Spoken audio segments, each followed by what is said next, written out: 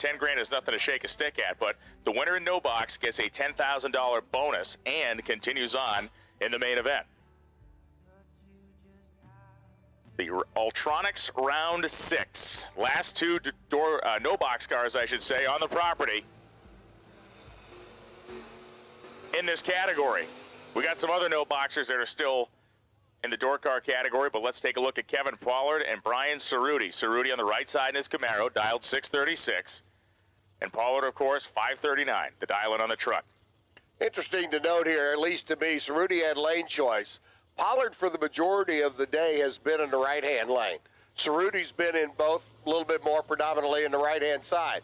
So Cerruti got his lane, and he's putting Kevin maybe at a little bit of a psychological disadvantage because he hasn't made as many laps down the left-hand side of the racetrack. Let's watch. Let's see how it pans out here. They both leave, and Kevin Pollard just welded Brian Cerruti to the Christmas tree.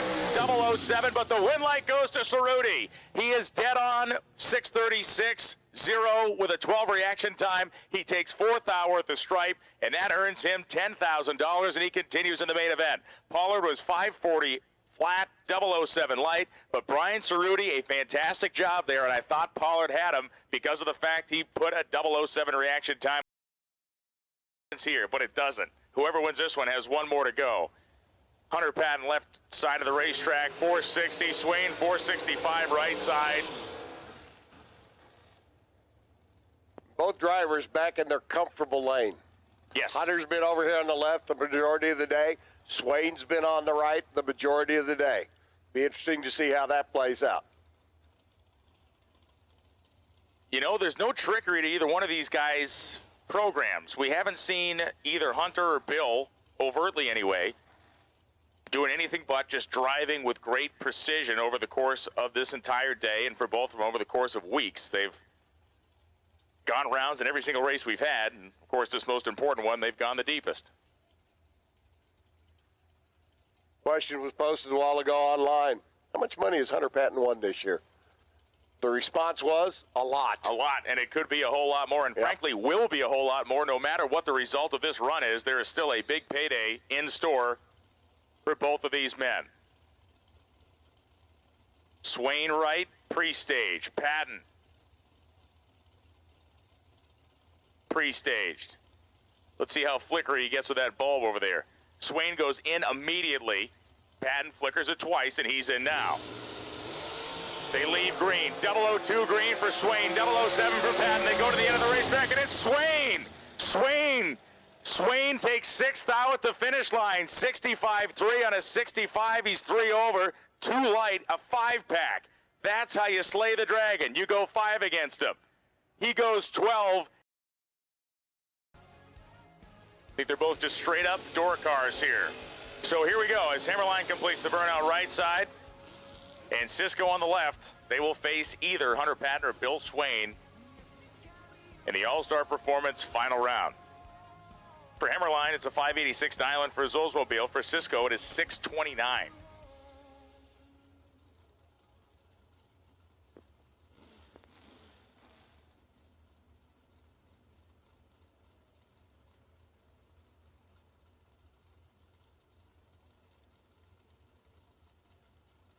Brian, we lost our foot brake car in the semifinals. But I tell you what, Cerruti did great getting that far. Down to a couple of guys just hitting the trans brake button now.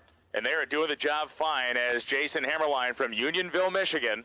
We could have an all-Michigan final here depending on how this works out and how the next pair work out. Both cars locked in. Wheels up for Cisco as they always are. They leave within a single thou as they get to the finish line stripe. It will be Steve Cisco. Cisco goes 30 with a 1 on a 29 dial as Jason Hammerline breaks out. Cisco is 18 on the tree for the win. Hammerline they've ever put together in 2 very long-lasting drag racing careers. Louis Bloom, the NHRA statistician, is watching out in Los Angeles where he lives, and he has known Steve Cisco for a very long time as Cisco comes out of the New Jersey area where he grew up and spent his years working at Englishtown Raceway Park. So he has seen Steve Cisco do a whole lot of superhero stuff in a race car. Cisco is dialed 628. Bill Swain in the dragster is dialed 465. Swain was the giant killer.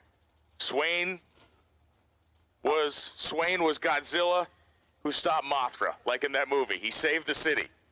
He did. Of course, Hunter Patton might argue that, but Of course, and Hunter, an incredible racer. Swain had to put together a masterpiece of a run to beat him. it was definitely a masterpiece of it. It was great semifinal there in the dragster. Steve Sisko rolling in. I'm telling you, the Chevy 2 has hiked the front end up and carried it out 125, 130 feet every lap down the racetrack today and yesterday. The most fascinating thing about this run to me is Steve Sisko has not had to run against a car as fast as Bill Swain's. Bill Swain has not had to run against a car as slow as Sisko's. Both of them on different ends of the racetrack will be dealing with different factors. Swain having to overcome his anticipation on the starting line, and Sisko having to deal with a dragster that's going to try to run up his back bumper at close to 150 miles an hour. Both cars pre-staged now for the richest final round in the history of organized drag racing. Here we go.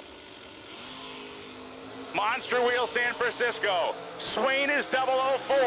Bill Swain of Iona, Michigan. No, it goes to Sisko. 628, he's dead on one. He's 11 on the tree. Swain breaks out, taking 13th out at the finish line stripe. Bill Swain breaks out after having left the starting line first. Unreal. Here it for the door, guys. 12,000th package, Steve Sisko.